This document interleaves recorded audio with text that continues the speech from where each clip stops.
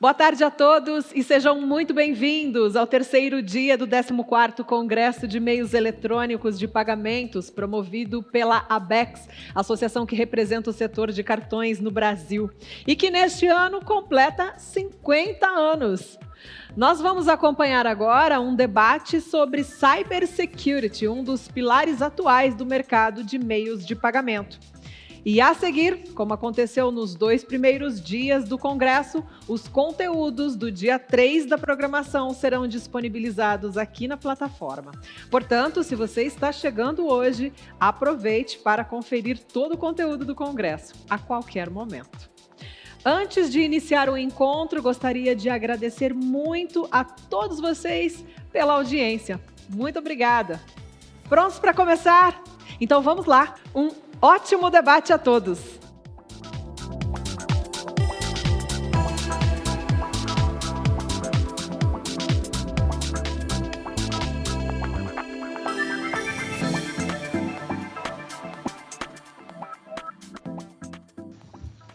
Obrigado, Denise. Agradecemos aqui a ABECS pelo convite no evento. E hoje nós temos alguns convidados, nós vamos fazer um debate aqui de cybersecurity, né, segurança cibernética na nossa indústria aqui no Brasil. Temos alguns convidados da indústria, o senhor Eduardo Elias, CISO da GetNet, o Gilberto Martins, Global Regulatory and Legal Director da eBanks, o Glauco Sampaio, Superintendente Executivo de Segurança, Privacidade e Prevenção a Fraudes da Cielo, e o Henrique de Carvalho Vicentini, que é o head da Latam de risco da PIU. Então, um grupo bastante eclético aqui e de peso, né, bastante forte para a gente fazer esse debate. E eu sou o Edson Ortega, responsável por risco, vice-presidente de risco aqui na Visa do Brasil, e vou conduzir aqui com os colegas esse debate para a gente falar um pouquinho, como eu comentei, de cybersecurity ou segurança cibernética. Eu vou dar um pouco de introdução aqui a esse tema, até porque quando a gente fala de segurança cibernética, a gente tem sempre que atrelar a prevenção à fraude, segurança de informação, aplicações aí inúmeras de golpes, novos modelos entrantes. A gente brinca que os nossos fraudadores são melhores que os outros, então a gente sempre tem aqui no Brasil um desafio extra com relação a esses processos de segurança e de prevenção, né? Eu acho que a gente tem um bom cenário para explorar, né, durante esse debate aqui, dado, de fato, aos últimos eventos que nós tivemos com relação ao Covid. Se eu puder trazer um pouco de expectativa aqui, nós tínhamos, antes da Covid, no mercado doméstico, uma situação onde, em média, 90% do nosso negócio de meios de pagamento no Brasil, ele era orientado para o mundo físico, né? Então as pessoas iam às lojas, faziam as compras, tinham lá as ameaças todas do mundo físico, mas massivamente o volume era por ali. E uns 10% do restante, aqui eu estou falando sempre de forma genérica, tá? Alguns portfólios mais, outros menos, mas no final do dia, assim, 10% desses volumes, eles eram do e-commerce.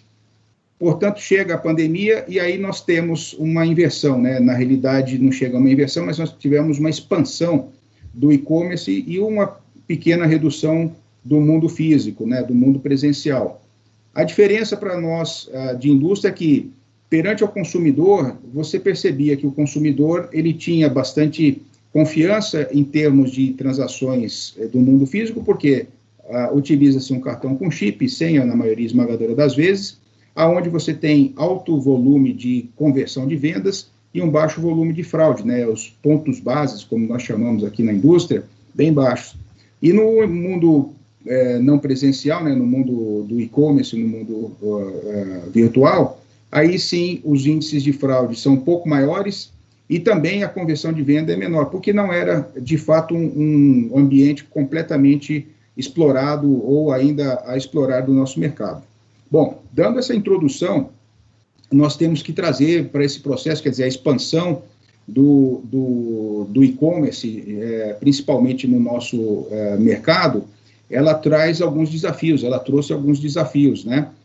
Como a segurança cibernética, como os processos atrelados a esse, ou, por exemplo, até processos orientados à lei de proteção de dados e também um processo de ambiente regulatório que a gente vive. Então, a gente vai tentar explorar ao entorno dessas temáticas aqui, o nosso bate-papo, e eu vou começar para dentro da casa das pessoas aqui, dos colegas, né? Então, Eduardo aqui, Henrique, vou botar vocês no spotlight aqui imediatamente, mas a pergunta que eu faço para os senhores primeiramente, obrigado pela presença, mas a pergunta que eu faço para os senhores é assim, como sua organização trata a questão de cibersegurança, né, segurança cibernética? Quais são os desafios mais comuns que se enfrentam, olhando um pouco para dentro de casa?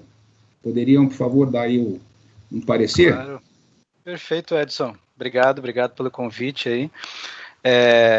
Começando por este tema, eu diria que, óbvio, o apoio da alta direção é fundamental, né? Se a organização não está prezando pela segurança desde o board, é difícil de implementar, é muito mais difícil ainda de manter, né? As pessoas, elas são motivadas, tudo bem, pelo seu PPR, são motivadas pela pressão do dia a dia, pela entrega de resultado, mas cibersegurança é algo que entra, né, na agenda, muitas vezes, de empresas quando o incidente se materializa.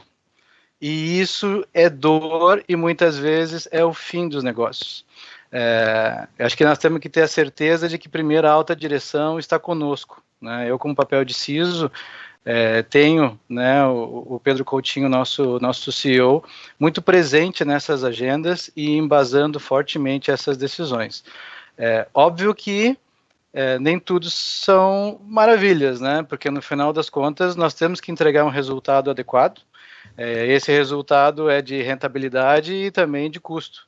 Então, buscar alternativas fiáveis, modernas e que nos protejam a um custo adequado vai ser sempre o desafio de todos nós, né? Porque, afinal de contas, colocar uma ferramenta de tecnologia, treinar um time, tudo isso envolve investimento e nós temos que fazer isso de forma bem comedida, bem pensada, para que o resultado seja efetivo. Agora, trazendo aqui bem rapidamente sobre esse ano que passou em especial, eu sei que muita gente sofreu, né? Sofreu por quê? Porque talvez não estava preparado com a sua infraestrutura, porque cibersegurança, no momento de uma pandemia, envia todos os profissionais da empresa para casa e daí o firewall não aguenta, e aí daqui a pouquinho as camadas de proteção precisam ser até, quem sabe, desligadas para que o negócio não sucumba e, obviamente, consiga atender os clientes.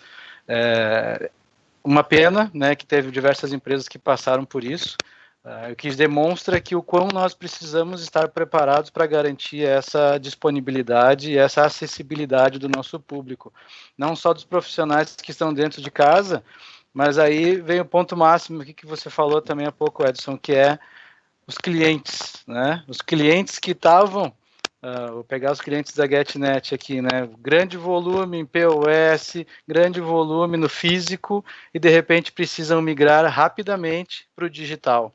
E nem todos eles tinham uma loja virtual estabelecida. Então aqui, obviamente, que vem a preocupação grande de que uma avalanche de clientes, avalanche de transacional e óbvio que vem a avalanche também de pessoas, né, que se dizem espertas, querendo tirar vantagem desse momento.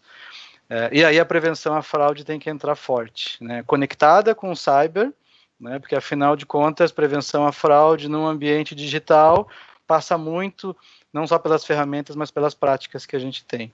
Então eu diria que, assim como o mercado também está dizendo em diversas esferas, né, cyber neste momento tem que estar no board, tem que estar na agenda dos executivos das empresas, senão teremos problemas logo, logo. Não, eu concordo e até ia perguntar para vocês, pegar o ganchinho aqui, no começo da pandemia, naturalmente o pessoal pediu para todo mundo ir para casa, fazer o home office e tal. Como é que foi esse processo para você, do que você comentou rapidamente, aí depois eu passo a palavra aqui para o Henrique. Perfeito. Bom, esse processo, no caso da GetNet em especial, tem 2 sites, né? Tem em São Paulo, e tem um site no Sul. Na verdade, no Sul temos em 2 cidades distintas. Por sorte, começou, obviamente, né, no Brasil de forma mais forte nas capitais, e nós temos um site que fica mais no interior. Então, nós conseguimos, né, nas primeiras semanas, antes mesmo de decretar as bandeiras pretas da vida, né, e vermelhas, já conseguimos fazer teste com os profissionais. Então, me lembro que antes do lockdown quase estabelecido, nós já tínhamos enviado todos para casa para garantir que não teríamos problema algum. E óbvio que ali fazer os tunings apropriados nas questões de ferramenta. E também começar a questão de conscientização, porque o profissional em casa também tem que ter uma série de cuidados. Afinal, às vezes, ele está trabalhando na mesma sala, na mesma mesa, né, do marido, da esposa, do filho, que talvez trabalhe para o concorrente. Né? Então, também são cuidados, orientações que foram dadas. Deu tudo certo, Edu? Pode vir a pergunta. Nem tudo, óbvio. Né? Na hora, principalmente, que a gente foi testar o envio do nosso call center para casa, né, botar voz em cima de VPN, em cima de todas as camadas de segurança que a gente tem. Óbvio que tivemos que fazer alguns ajustes, né, na nossa infraestrutura, mas por sorte, né, mas eu digo que sorte acompanha quem está bem preparado. Nós já tínhamos os equipamentos todos dentro de casa, tivemos que fazer o upgrade, mas nada sofreu impacto, né, e conseguimos colocar todo mundo a trabalhar full time remoto, pelo tempo que foi necessário. E reza para Deus aí, né? Vamos lá. O Henrique, como é que foi para vocês lá? Porque no caso de vocês da PU é Latam, né? Então o escopo ficou mais pesadinho aí. Como é que foi para vocês? Exato. Bom, Edson, eu não estava na empresa quando começou a pandemia, mas eu era cliente da PU. Eu trabalhava na Adidas Mundial, então eles me atendiam em alguns países da América Latina. E aparentemente foi bastante tranquilo. Comentando, o tema não é a minha especialidade, cybersecurity. Eu fico mais com a parte de prevenção a fraudes transacional, mas como parte do board da companhia América Latina, eu posso comentar que o assunto é levado bastante a sério. A gente tem reuniões semanais com todo o board, então a gente tem o pessoal de tecnologia, de compliance, sempre envolvidos nas discussões. A gente tem como sempre, tem um momento da segurança ali, né? Então a gente discute algum tema que possa ser relevante para a questão de segurança de dados, até e pegando o gancho do que o Edu falou, totalmente de acordo. Eu acho que se a empresa, se a gente tem o acompanhamento do board, se eles suportam essa ação, eu acho que fica mais fácil de você fazer essas implementações, até porque o custo de você ter uma falha de segurança nesse sentido é altíssimo, né? Então é um assunto que precisa ser levado a sério de qualquer maneira, e nós, a PU, seguindo o que o Edu falou, temos o apoio do board e fazemos as implementações necessárias para que isso aconteça da melhor maneira possível. Isso o pessoal pode falar assim, isso aí parece ser meio piegas e tal, mas se a gente não tem o board comprado para esses investimentos, sempre fica lá o serviço para depois, né? Fica aquele negócio, e aí, como o Edu comentou, a hora que acontece, aí já o estrago já está feito, né? E nessa pegada aqui, eu vou chamar o Glauco aqui para se juntar ao nosso bate-papo.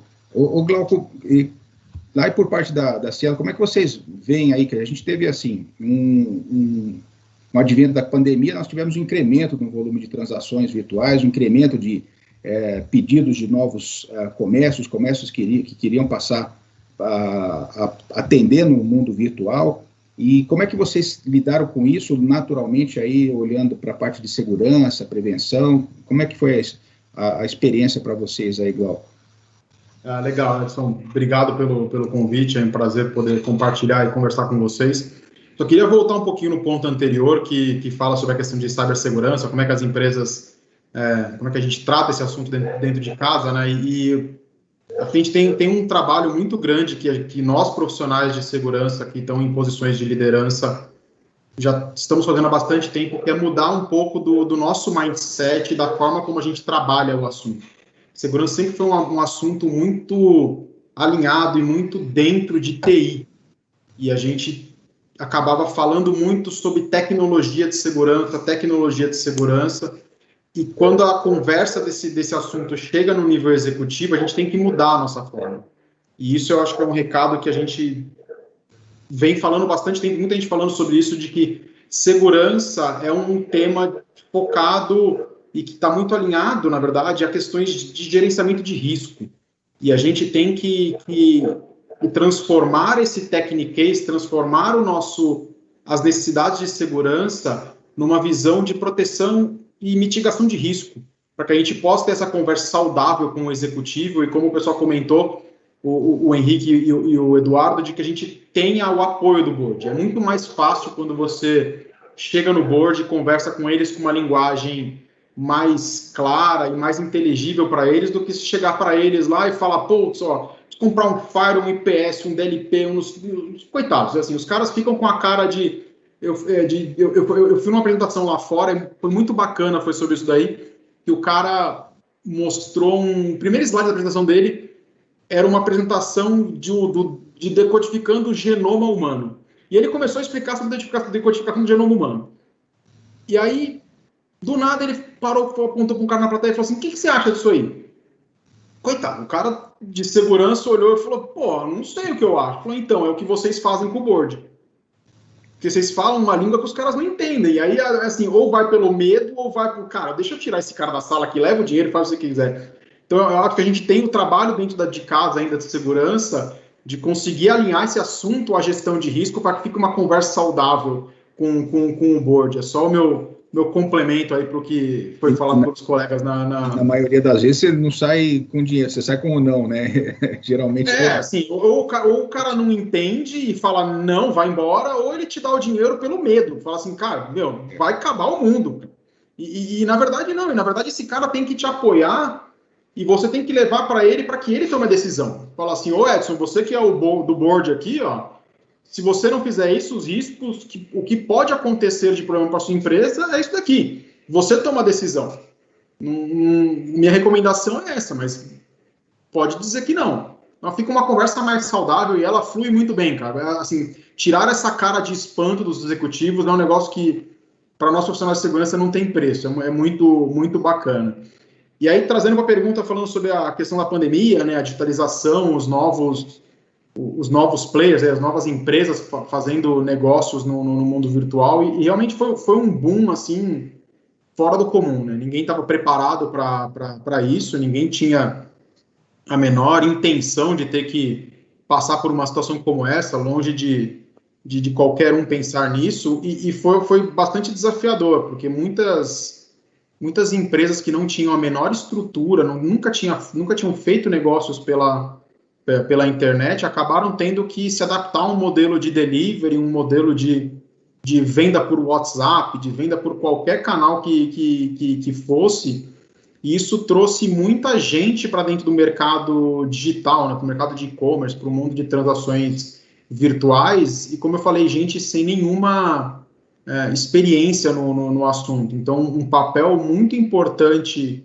nosso como prestador de serviço, e eu tenho certeza que os outros adquirentes também, o pessoal da Get, o pessoal de outras empresas também tiveram, que foi levar conscientização em segurança e prevenção a fraudes para esse público novo, um cara que não estava acostumado com isso. É diferente você ter uma conversa com uma empresa que já está madura, que já pratica isso, do que você ter uma conversa com algumas pessoas que não... Assim, é um mundo completamente novo e completamente desconectado do que ele está acostumado. Ele está acostumado ali, no máximo, a ter uma maquininha, passar o cartão e pronto. Agora, agora você vai trabalhar com link de pagamento. O cara fala assim, meu filho, que link do quê? Como é que eu faço? O WhatsApp? Teve gente que fala assim, o WhatsApp para mim serve só para ver piada. Não dá para trabalhar com esse negócio. E um trabalho de convencimento. E aí os times comerciais foram muito importantes nessa frente de passar as mensagens, de ajudar as pessoas a fazer um uso correto da tecnologia, dos meios de pagamento digitais, mas sempre colocando ali as pílulas e as preocupações com prevenção à fraude. Vai expor muito. E a gente viu um crescimento absurdo das fraudes e dos problemas acontecendo no mesmo momento. Assim, foi um boom de clonagem de WhatsApp como nunca visto na história da humanidade. Acho que todo mundo aqui recebeu um pedido de dinheiro de alguém. Transfere aqui então para mim aqui, porque eu preciso pagar um mecânico e me estourei meu limite, ou então, me manda o código aí que você vai receber, porque eu preciso confirmar ter um negócio aqui, e era o código de ativação do WhatsApp. Então, assim, foi um inferno para todo mundo que trabalhava e que não estava acostumado com isso. Então, os fraudadores brasileiros, como você disse no comecinho, a gente é muito bom nessa história. O fraudador brasileiro, ele sabe aproveitar muito bem o momento. Então, aproveitou para fazer campanha de phishing, aproveitou para fazer muita engenharia social, fraude no WhatsApp, e os números mostram isso claramente. Assim, a gente teve um boom muito grande de novas fraudes, na verdade, novas tentativas de fraude, fazendo uso do assunto Covid, do assunto pandemia, para aplicar os golpes conhecidos. Assim, para aplicar uma engenharia social, para obter acesso à sua conta de banco, obter dado de cartão. Assim, eu cheguei a ver alguns casos de gente mandando phishing, falando que você tinha que colocar o dado de cartão para se inscrever na fila da vacina do Covid. Assim, o fraudador, ele abusa da criatividade. Então, assim, foi um começo muito desafiador para todo mundo, e eu acho que geral no mercado acabou passando por esse mesmo modelo, e a gente teve que fazer um trabalho muito forte de trazer conscientização e ajudar os clientes a poderem passar por esse momento. Já não estava sendo fácil para o negócio, né, para a vida normal da pessoa, ainda falar para ele que tem que se preocupar com fraude, Deixa eu aproveitar um gancho, depois a gente volta com você, porque assim, que você falou da questão de acionar o portador, etc. E aí eu vou aproveitar aqui a expertise do Giba, da eBanks, que trata a parte de regulatória aqui. Estou trazendo um pouco aqui, Giba, para a questão de lei geral de proteção de dados, né? O Glauco trouxe que muitas vezes ele vê ainda, né, Glauco? A gente vê os golpes acontecendo, e aí você tem toda essa questão de como comunicar para o portador sem também ofender o direito, né, atravessar o direito do portador a proteção de dados. Como é que você observa a questão da Lei Geral de Proteção de Dados nesse cenário todo aqui, Giba? Dá um parecer aí para nós, por favor. Depois a gente volta com você, Glauco. Pessoal, obrigado mais uma vez a Abex, obrigado ao CEMEP. Eu sou fã aí do evento já há muitos anos, então é um prazer estar com vocês todos aí. Sou também, faço parte de alguns comitês Abex, então para mim é sempre um prazer. Edson, devo fazer um comentário rápido, se você me permite, de um tema bem rápido, e já volto na tua questão que o Glauco mencionou. Eu acho que a chave, né, do genoma de cybersecurity é que os executivos e, sobretudo, quem toma as decisões na empresa entendam que isso não é um luxo, é um asset para a companhia. Ainda mais numa era de economia digital, né? Veja, eu vou fazer uma brincadeira aqui. Na década de 70 e 80, já entregando um pouco a minha idade aqui, tinha uma fama no mercado, né, que se você comprasse um carro italiano, que eu não vou falar a marca aqui, ia ficar na mão. Mas se você comprasse um carro alemão, você ia se dar bem, né? Imagina, fazendo uma analogia tosca, mas trazendo para o mundo de hoje, aonde você tem um volume imenso de transações digitais imigrados por conta da pandemia mundial, né? Imagina o que pode um data breach, um problema de vazamento de dados, um problema de fraude impactar na imagem e no negócio da companhia. É algo tremendo, né? Então, se é uma companhia que se preocupa com seus stakeholders, né, que se preocupa com o resultado, né, eu entendo que sim, cybersecurity é parte desse resultado também. Por isso que eu digo que é um asset para toda a companhia. Então, acho que isso tem que ficar muito claro quando a gente falar de cybersecurity nas nossas empresas.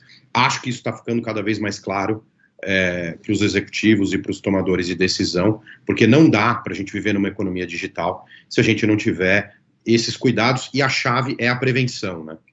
A chave é a gente estar preparado. E tem que ter recurso, e tem que ter investimento, e eu digo que é uma economia sábia, né? Você investir dinheiro em segurança, em prevenção à fraude, vai te gerar uma sobrevida, uma saúde financeira e mental longos anos aí da tua jornada dentro de uma operação de uma empresa.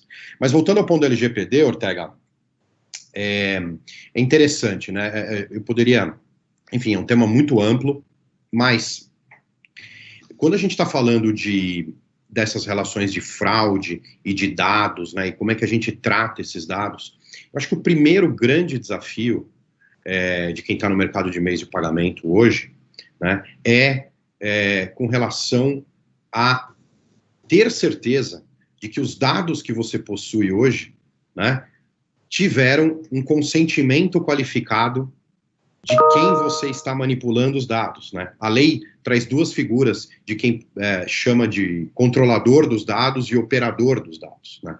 Então, muitas vezes você não é o controlador, você está operando os dados, como na hipótese de um acquire, né? Muitas vezes você é o próprio controlador do dado, porque você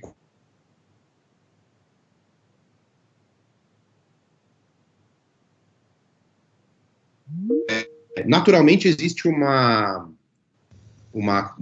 calibragem, né, de responsabilidade, de liability, de quem deve fazer o quê. Mas a primeira coisa que eu sempre recomendo tá lá no artigo 7º da lei, da LGPD, tá no artigo 11º, as empresas precisam fazer os processos kill, ou os processos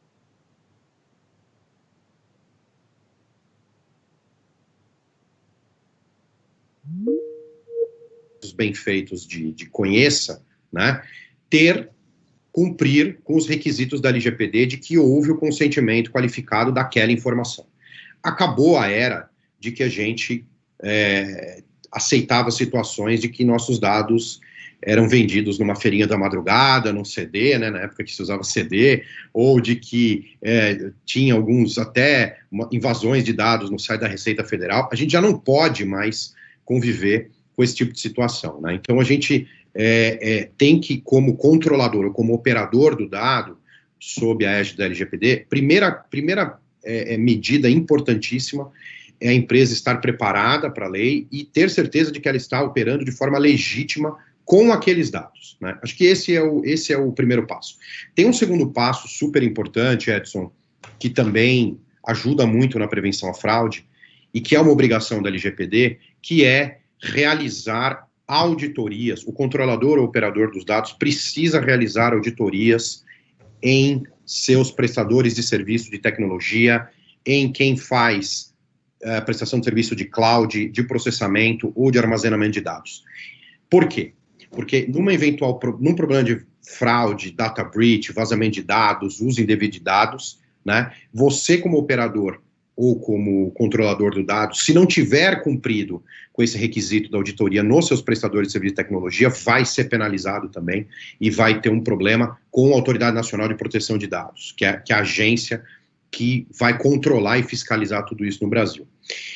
Por fim, a gente não pode deixar, nós que somos preocupados e trabalhamos com cybersecurity, né, do nosso ambiente de governança dentro das companhias está absolutamente compliance, né? Então, existem diversos requisitos, não só na LGPD, tá, Ortega? O Banco Central começou a se preocupar com isso lá em 2017 com a consulta pública 57, que foi a precursora da primeira norma sobre a política de segurança cibernética, que foi a circular 4658 de 2018, que estabeleceu as diretrizes para as instituições financeiras e autorizadas. Depois veio uma norma que é a 4893, específica para as IPs, tratando da política de segurança cibernética e de outras regras e práticas, né, como plano de continuidade de negócio, como plano de ação e respostas a incidentes, enfim, todo esse arcabouço normativo já existe há alguns anos, né, junto com a LGPD, porque a 4658 é de 2018, a LGPD também, embora teve todo esse delay na vigência, né, que todo mundo acompanhou aí essa novela, mas isto já era para estar muito maduro dentro das empresas e deixar as empresas muito preparadas para esse tipo de situação. Então, como eu vejo hoje, do ponto de vista prático, a gente, esses dados trafegando entre né, o nosso modelo de 4 partes tradicional, né, que é o issuer, que é a bandeira, que é o acquire, né, e você tem o portador de um lado, você tem o merchant do outro. A chave é prevenção. Temos que tomar todos os cuidados, não só tecnológicos, mas também com essa coleta de dados, com o tratamento de dados, como agir no caso de um uso de dados de terceiro, né? Isso é extremamente relevante. Hoje em dia, gente, o conceito da LGPD muda muito o que a gente sempre conheceu como cybersecurity, porque a empresa não é mais dona do dado. Quem é dono do dado é você, que forneceu o dado para a empresa.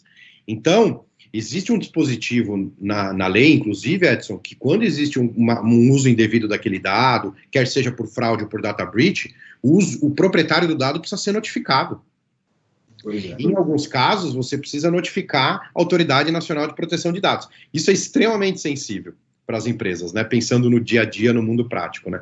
Imagina, como que uma empresa vai... Imagina você, Edson, chegar uma cartinha na sua casa dizendo, olha, a GetNet ou o Itaú ou algum outro player teve um problema de vazamento de dados.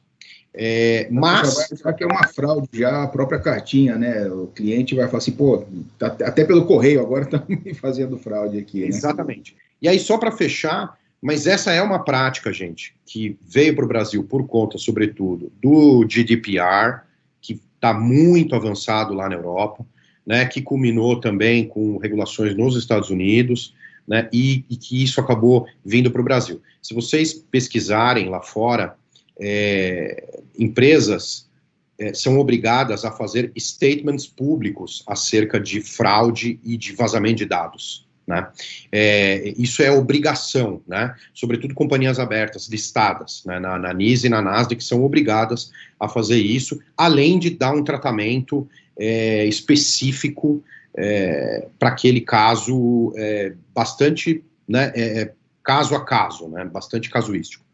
Então, assim, eu acho que eu sei que eu dei uma resposta muito ampla, Edson, mas veja, aqui a gente precisa ser não só correto, mas mais do que correto. Eu acho que a gente tem que investir nessas... O Glauco trouxe o ponto do golpe do WhatsApp, né?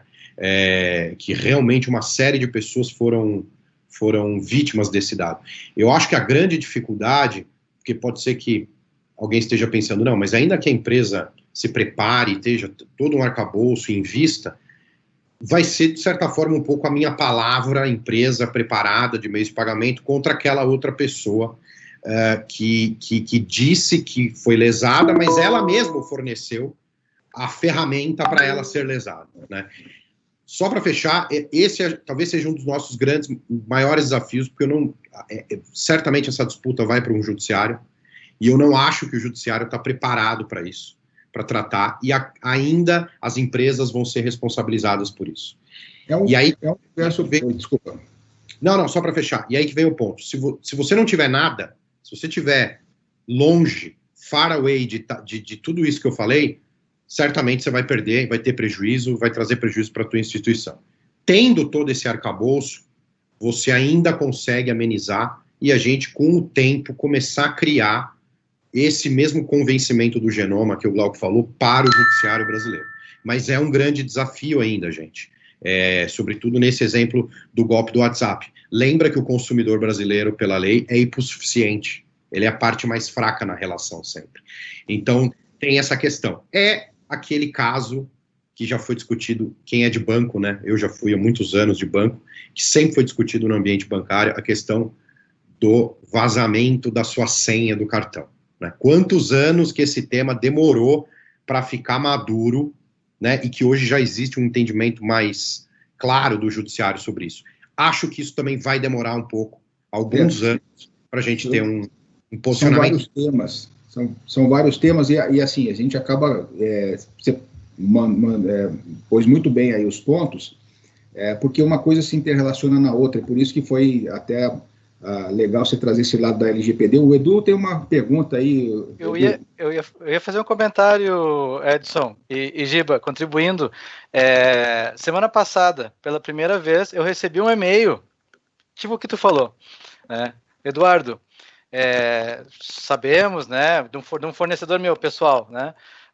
Sabemos que teve noticiado, né, vazamento de informação, queria te confirmar aqui que sim, vazaram informações disso e disso e disso.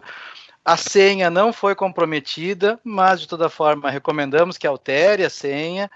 Eu achei surpreendente porque, primeiro, da LGPD, estamos vivendo, né, esse processo há já bastante tempo, mas é a primeira vez que eu vi acontecer, né, na prática, um parceiro, na verdade, um fornecedor meu, né, como pessoa física, me avisando de que teve. E aí é que eu vejo a riqueza tão grande e aí o reforço fortíssimo para a questão de cybersecurity.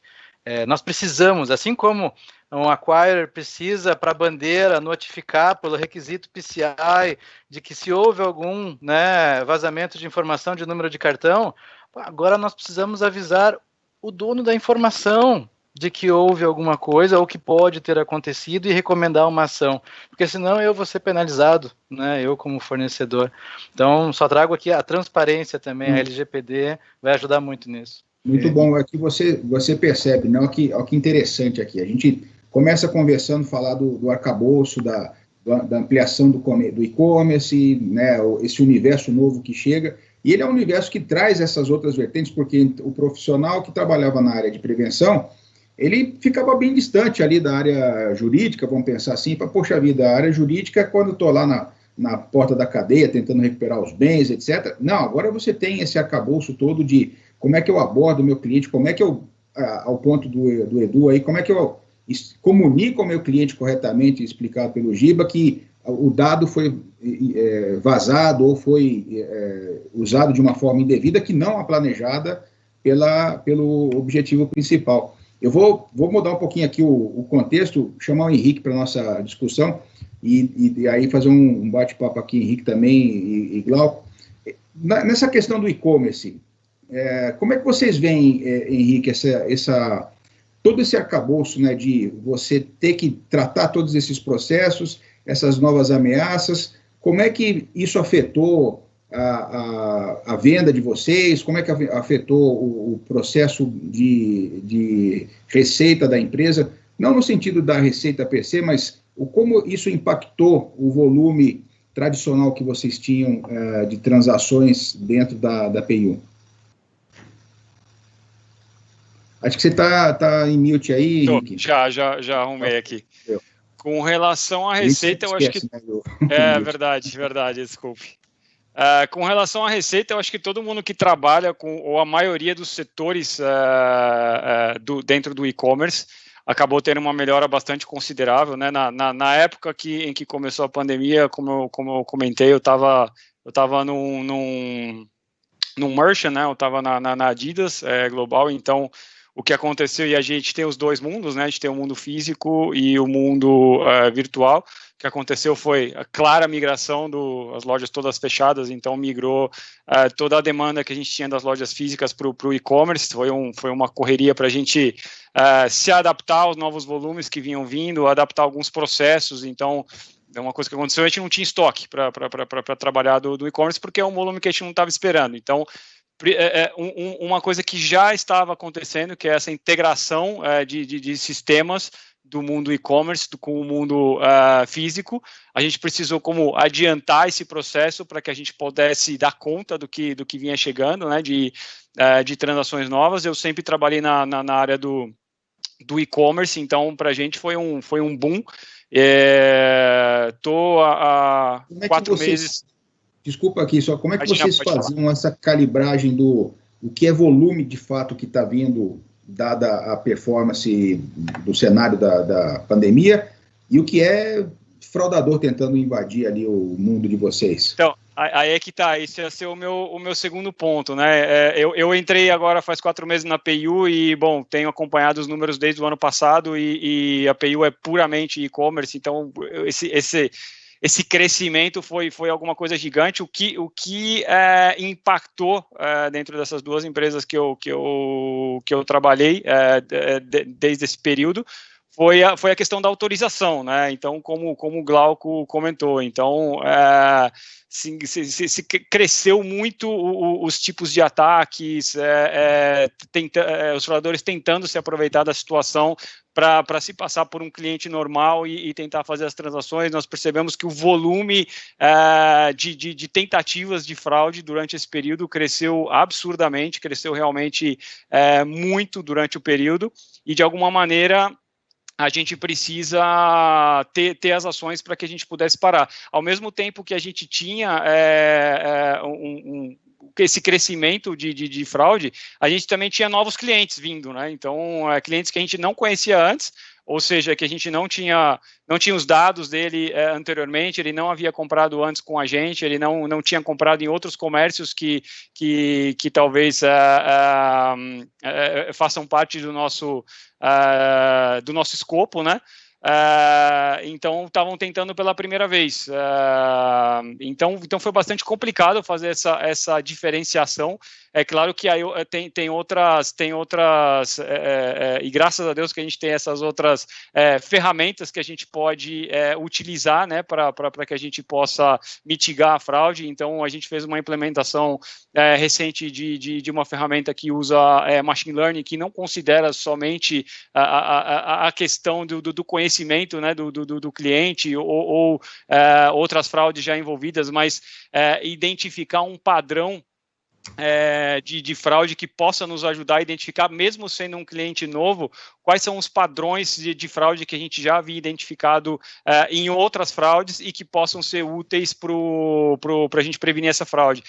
O Glauco trabalha também com fraude, eu trabalho com fraude desde 2003 e bom, a gente sempre como analistas ou profissionais que enxergam as fraudes, a gente sempre vai buscar correlações ali dentro dos dados que são mais comuns para nós, né? Então a gente vai buscar informação nos bins de cartão, talvez tenha algum bin que tenha vazado e que a gente possa talvez aplicar algum score ou alguma rejeição para alguma situação específica relacionada a bin, ou talvez e-mails, IPs, mas a ferramenta de machine learning ajuda a identificar padrões que normalmente não são óbvios para nós e que seria muito difícil para uma pessoa identificar aquele padrão.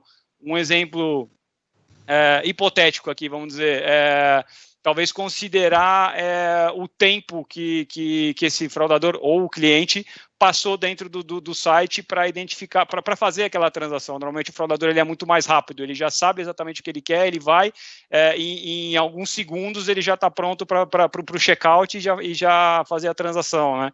Ou então, às vezes, uma correlação com o browser que a pessoa está usando com alguns outros padrões, não sei, talvez esse browser com um BIM específico e um valor transacional específico também. É uma coisa que é muito mais difícil de você identificar numa análise a olho nu ali, que a ferramenta poderia ajudar a identificar, né? Outras ferramentas também têm ajudado bastante, a questão do 3DS, eu acho que é uma coisa que vai ajudar muito o mercado. Eu estava na Europa há pouco tempo, né, pela Adidas. É uma coisa que vem crescendo no mercado em geral. O 2.0 deveria ser mandatório já há algum tempo na Europa, foi postergando esse tema, até no Brasil também acabou sendo postergado, mas acho que é um tema que vai vir para ficar, assim como foi a revolução do chip, né, para o mundo físico. Eu sinceramente acredito que o 3DS vai ser uma virada de chave bastante importante também para o mundo do e-commerce. Então, são algumas ferramentas que pode se utilizar, que eu particularmente utilizei nos meus roles e que realmente pode ser útil para você identificar o que é um cliente novo que é bom de um cliente que seja fraudador. São algumas das ferramentas que a gente tem. Nessa questão, depois do 3DS, a gente dá um pitaquinho, até tem um outro seminário que a gente fez aí de 3DS. Glauco, conta para nós aí, da sua perspectiva, né, de adquirente, de credenciador, depois o Edu também pode falar um pouco, como é que você viu esse esse incremento, como é que você se adaptou aos novos pedidos aí de máquinas extras, volumes de negócios extras, e como que você fez a prevenção aí para poder mitigar os ataques, né? Legal. Acho que o Henrique tocou num ponto muito, muito importante, que é a modernidade das ferramentas de prevenção à fraude que nós temos hoje. Acho que se a gente passasse por uma situação como essa que nós passamos há alguns anos, onde as ferramentas de prevenção trabalhavam o que a gente chama de regra dura, ali, tinha dado um volume de problema absurdamente grande, né? De alguns anos para cá, as ferramentas e as tecnologias e a forma como nós trabalhamos a questão de regras, elas vêm muito mais focadas em comportamental dos nossos clientes do que, propriamente dito, em regras travadas, assim, de thresholds, de volumes específicos. Então, o ferramental ajudou muito a que a gente tivesse menos atrito, mas a gente teve um trabalho muito grande por parte dos analistas de regras de fazer um refinamento ali, de fazer uma tratativa do começo dessa mudança de perfil dos clientes, para que eles fossem o menos impactados possível por suspeitas de fraude, porque eram todos novos, e quando é um mundo novo, você não tem histórico para criar um padrão comportamental dele, então você acaba precisando das regras mais manuais, e aí sim teve um trabalho bastante grande dos nossos times de analistas, para que fossem criados esses perfis de uma forma mais suave possível para os clientes e que gerasse menos impacto. Mas as soluções, sim, elas ajudaram muito nesse momento. Assim, o perfil de transação de todos os clientes mudou. Alguns para cima, em termos de volume, outros para baixo, outros mudaram, como você mesmo comentou, o cara precisa de mais maquininhas para poder vender, porque agora era todo mundo delivery, ele tinha que colocar uma máquina na mão de cada um dos 10, 15 motoboys que ele tinha trabalhando para ele, mudou o padrão comportamental, os times de logística tiveram que se redobrar no esforço de entregar as maquininhas, num momento extremamente crítico, que a gente estava começando a pandemia, e era aquele momento de pânico, de todo mundo não sair de casa, os serviços parando, e a gente tendo que colocar mais máquinas na rua, mais gente para suportar esses clientes, aumentar a nossa capacidade de atendimento, porque naturalmente um cliente novo, ele gera mais contato com a empresa para que ele entenda como as coisas funcionam. Então, foi uma mudança de comportamento como um todo, que demandou não só dos times de prevenção a fraudes que gerenciam ali as regras, mas também dos times de logística, do time de atendimento, para que a jornada desse novo cliente fosse menos impactada possível. Tivemos problemas? Sim, acredito que todo mundo teve problema, até que fossem feitas as devidas regulagens, mas, na minha opinião, acho que no frigir dos ovos foi uma movimentação bastante de sucesso para as empresas. A gente conseguiu suportar os nossos clientes de uma forma que eles mudassem a sua maneira de vender com o menor atrito possível, com o menor nível de problema possível frente ao momento que a gente estava vivendo.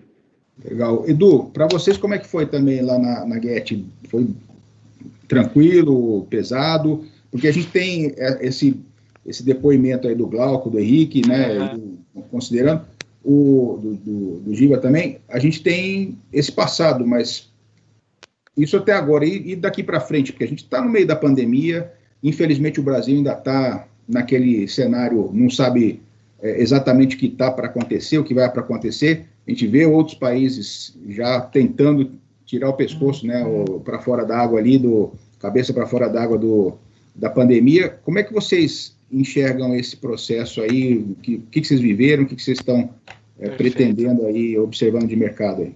Acho que o que os colegas comentaram aqui é chave, né? O ferramental, com certeza, se tivesse que investir agora, estaríamos perdidos, né? Quem não fez o trabalho de casa anteriormente, já com uma estratégia de digital bem acertada, com certeza sofreu ou vai sofrer ainda nessa jornada, né?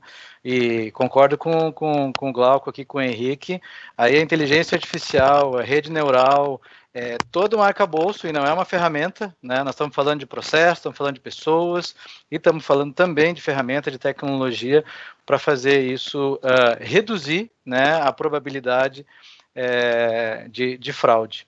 Agora, trazendo uma outra visão, durante esse período, nós, obviamente, que sempre já estávamos, né, no mundo digital, com a nossa plataforma, com soluções de prevenção à fraude, inclusive, né, que o cliente pode ou não adquirir, incluir no pacote, mas a gente viu a necessidade até de adquirir uma empresa, uma solução, para ofertar comércios online, né, que hoje faz parte do portfólio da GetNet. Então, óbvio que a nossa intenção era reduzir mais ainda a dificuldade do cliente poder criar a sua loja, criar o seu cadastro na GetNet e começar a transacionar, quem sabe, no próximo dia útil. Por quê? Porque o restaurante dele parou de vender, ele precisa botar um cardápio na internet e tem que começar a vender. E aí ele ainda tinha problema de logística, tinha outros problemas diversos. O que a gente queria era tentar encurtar ao máximo o problema dele para esse onboarding, para começar a vender de novo, né? Acho que foi mega acertado, só que aí o problema que a gente tem que cuidar também, muito cuidado, como faz o filtro para a entrada do cliente, o onboarding desse cliente, porque é prato cheio para também fraudadores, né? Cria um cadastro fake, cria uma loja fake, vende produtos que não existem, né? Aí tem que ter todo um cuidado, se antecipa, se não antecipa, se permite antecipar ou não esse tipo de valor. E aí temos, né, mais uma vertente da prevenção à fraude que é fundamental, né? Toda a regra para permitir a entrada de clientes saudáveis, clientes verdadeiros, né? E aí, só para fechar esse ponto, e aqui fazendo o gancho, Edson, para o futuro que você falou, né, nós, da parte de tecnologia, conhecemos os termos, né? IaaS, infraestrutura como serviço, PaaS, plataforma como serviço, ou SaaS, né, soluções como serviço. Mas pode, né, quem tem serviço de Threat Intelligence, né, da parte de cyber, vai saber, tu pode procurar por serviço de FaaS, Fraud as a Service. Com certeza. Pode contratar isso na Dark Web. Tu quer validar cartão roubado? Tem gente que faz para você. Tu quer vender, tendo outros como atravessador, tá lá, tem serviço disponível. E aí nós não estamos mais lidando com, né, a galerinha ali que está querendo ganhar uns tênis lá, né, da Adidas, ou está querendo, né, comprar uma TV nova para casa e vai fazer uma fraude. Não, o cara vem com um lote de 5.000 cartões, 100.000 cartões. E aí as plataformas, não adianta só ter a prevenção à fraude ali para te não ter o prejuízo, mas ela tem que ter a robustez também para não cair quando esses caras viram um canhão. Vamos imaginar, o cara passou pela prevenção do cadastro, né, a avaliação do cadastro, passou por todos os filtros que nós temos. Se ele cair na autorizador, na transacional, mesmo assim nós temos que capturar muito rápido isso, porque senão ele pode derrubar as plataformas, né, se nós não tivermos os filtros adequados. Então o futuro vai ser duro, né, porque o pessoal está aprendendo muito rápido, né, a ganhar dinheiro com isso. Essa é uma leitura muito correta da tua parte, porque assim, e principalmente para quem é credenciador, a questão de ter agilidade no interrompimento do fluxo financeiro dessa fraude. Acho que essa é a chave da questão toda aqui. Se a gente consegue interromper o fluxo financeiro, é aquela cartilha básica que a gente consegue impedir. E nesse aspecto, eu vou pedir ao Giba aqui, aproveitar aí os conhecimentos do Giba, a gente tem tido nos últimos anos uma regulação na nossa indústria. Da nossa parte, a gente vê com uma perspectiva muito positiva, porque ainda que tenham os controles, etc., a gente percebe que você consegue mitigar muitos riscos, até mesmo por imposição de regras, de leis que foram impostas agora pelo Banco Central, por exemplo, e também do lado que a gente, nas interações, pelo menos que a gente tem tido, aqui no Brasil é uma entidade muito aberta, né? O Banco Central é uma entidade muito aberta a ouvir, a trocar figurinhas, informações. Então, a exemplo de outros países, não é tão explícito assim, né? Essa troca não é tão viável, essa troca de informação. Então, Giba, nesse sentido, como é que você enxerga que esse ambiente regulatório pode nos auxiliar na questão de ciberseguridade, de segurança cibernética, desculpa em inglês aqui? Como é que você vê todo esse ambiente regulatório na nossa indústria e, a exemplo do Edu, né, como é que a regulação poderia nos auxiliar? Perfeito. Edson, só fazer também um breve comentário na última fala do Eduardo, né, que falou que acabou ali um pouco namorando com temas de prevenção à lavagem de dinheiro e anti-money laundering, né? A gente não pode esquecer que o Banco Central, no começo de 2020, publicou a circular 3978, que é uma circular específica sobre isso, e, obviamente, que o tema hoje não é risco, né? É cybersecurity, mas só uma observação da minha parte, é preciso tomar cuidado, porque há quem enxergue essa circular, né, que é muito pautada pelo conceito do risk-based approach, de que agora você pode fazer tudo, né, desde que você tenha uma política específica para fazer o risk-based e que você mantenha esse controle. Não é bem assim, né? Então, tem os detalhes aí, né? Tem coisas a serem observadas. Isso tem um link com a resposta que eu vou te dar agora, Edson. Veja, a pauta de segurança cibernética já está na agenda do regulador há bastante tempo. A agenda Bacen Hashtag, né, ou Bacen+. Então já era a pauta, junto com outras coisas importantíssimas aí que nós vimos nos últimos anos, como Open Banking, Sandbox, PIX. Então, já era uma das mais relevantes. Tanto é que, fazendo um recap aqui das normas, o primeiro movimento do Banco Central, com base nessa agenda, foi a edição da Consulta Pública 57, lá em 2017 ainda, né? Essa consulta pública buscou trazer elementos para se ter uma política de segurança cibernética baseada em 3 pilares, né? Processing, cloud e armazenamento de transação, sobretudo fora do Brasil, né? O primeiro texto da Consulta Pública 57 assustou a indústria de meios de pagamento, né? Eu fui o coordenador do GT na BEX na época, Bia participou também bastante da Visa desse tema, que o primeiro texto que veio do regulador, para vocês entenderem como isso estava bastante restritivo na cabeça do Banco Central, é que não se poderia processar dados fora do território brasileiro, ou seja, acabando com o negócio das bandeiras, né, no Brasil. Naturalmente, isso foi relativizado, né, porque por conta da Consulta Pública 57 veio a Resolução 4658, e ainda assim, né, apesar de ter temas já bastante conhecidos de todos nós aqui, como o plano de continuidade de negócio, como as políticas, como relatórios que precisam ser mantidos à disposição pelo Banco Central por anos, né, decisões tomadas em conselho, registradas em atas, né, pelo board, não só de EFs, como de IPs, porque logo depois da 4658, que foi uma resolução do Banco Central específica para as instituições financeiras, que estão debaixo da 4569, mas teve a específica das IPs, que é a 4893, que foi praticamente uma cópia da 4658. E, recentemente, o Banco Central publicou só lembrar da sopa de letrinhas aqui. Não, publicou a 4893. É muito número. E aí, que veio reforçar ainda mais essa preocupação.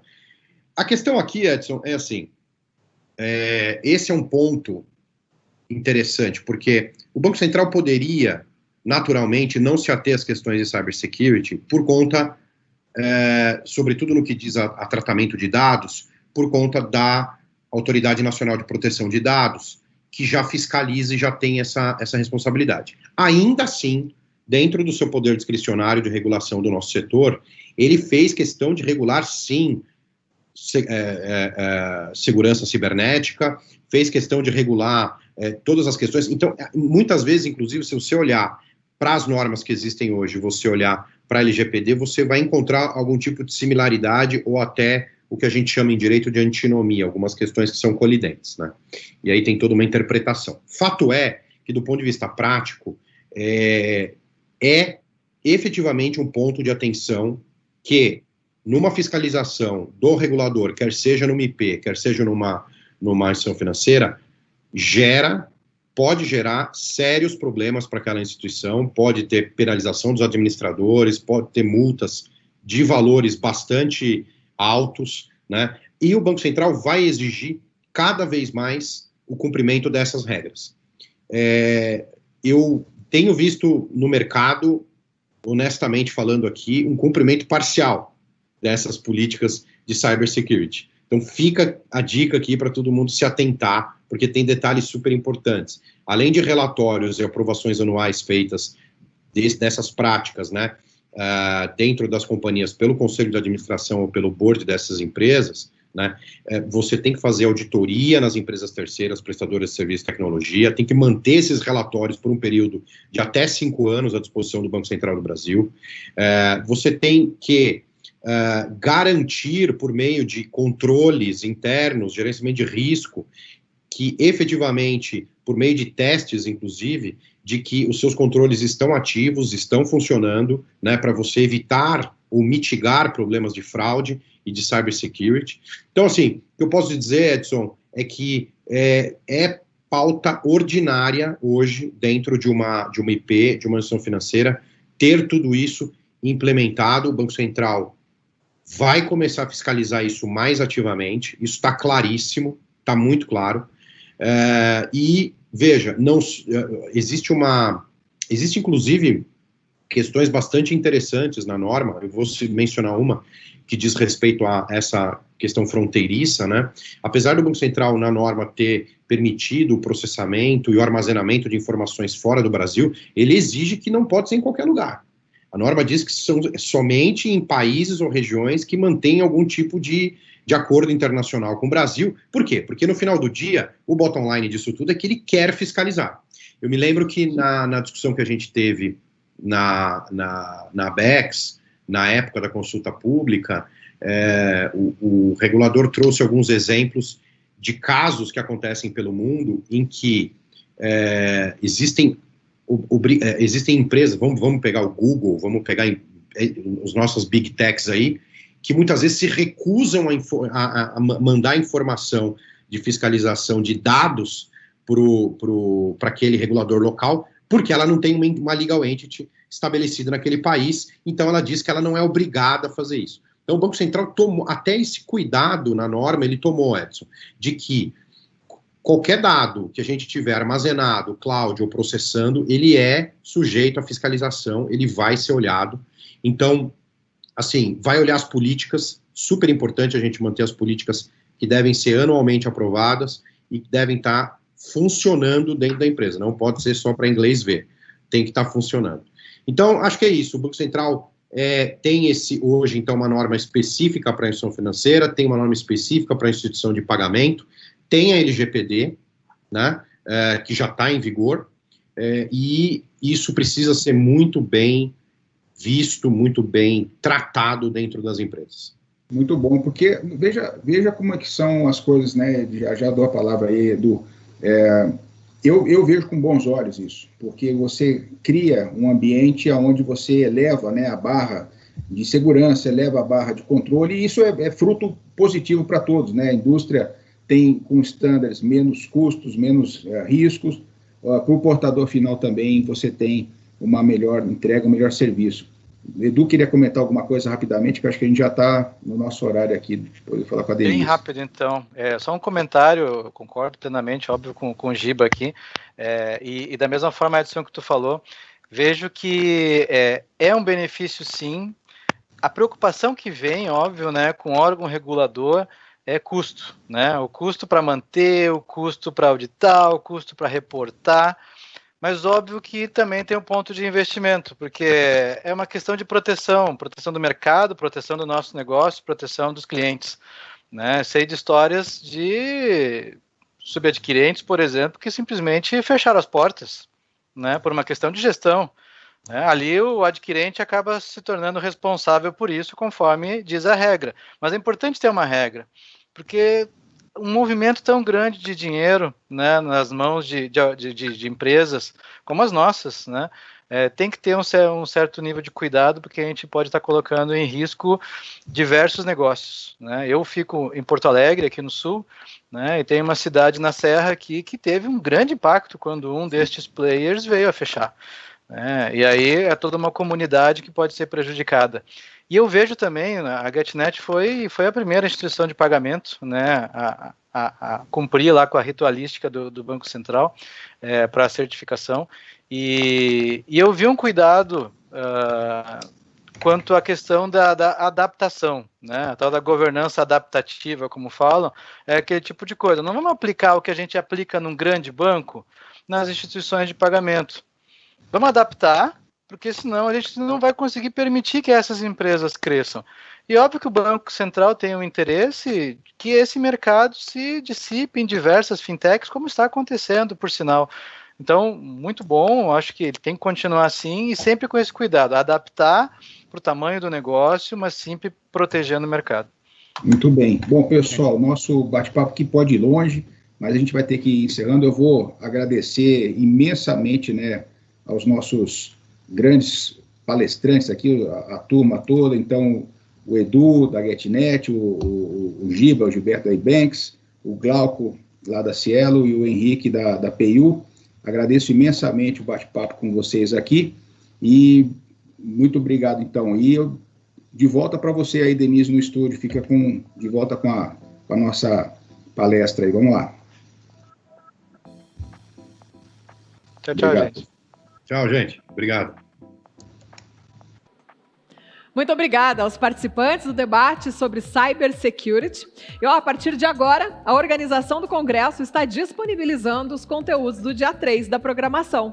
A importância de um processo de autenticação seguro, inteligência artificial e machine learning, tokenização e autenticação e pagamentos por aproximação e carteiras virtuais. Aproveitem para ver e rever os vídeos dos temas do seu interesse. Toda a programação do CEMEP já está disponibilizada na plataforma. Eu gostaria de agradecer muito a cada um de vocês que esteve conosco. Um bom ano a todos e muito obrigada mais uma vez pela sua audiência. Até o próximo encontro.